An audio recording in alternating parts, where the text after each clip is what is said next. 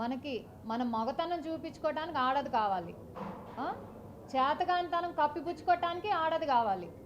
అలాగే రాజకీయంగా ఒకరి మీద ఒక ద్వేషం ఉంటేనో, ఒక పార్టీ మీద ద్వేషం ఉంటేనో వాళ్ళని కించపరచాలంటే ఆడవాళ్ళని, అలాగే నాయకులు ఆడవాళ్ళని మధ్యలోకి తీసుకొస్తున్నారు. ఇది ఎంతవరకు సమంజసం? ఏం తప్పు చేశారు?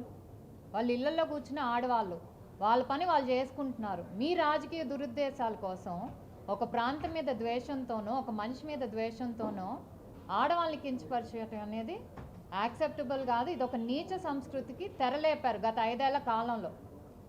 ఇప్పుడు ఇది జరుగుతుందంటే, ప్రభుత్వం మారాక ఇది జరుగుతుందంటే, ఎందుకంటే గత 5 ఏళ్లలో శిక్ష పడలేదు వాళ్ళకి, ఎవరు కూడా శిక్ష పడలేదు. ఇష్టం వచ్చినట్టు ఏదైతే కొన్ని రాజకీయ పార్టీల ముసుగులో కొన్ని మీడియా ఛానల్స్ ఏవైతే ఉన్నాయో వాళ్ళందరూ కూడా ఇష్టం వచ్చినట్టు మాట్లాడారు. కానీ ఎవరు యాక్షన్ తీసుకోవాలి. అప్పుడు ప్రభుత్వం కానివ్వండి, మహిళా కమిషన్ కానీ ఎవరు యాక్షన్ తీసుకోవాలి.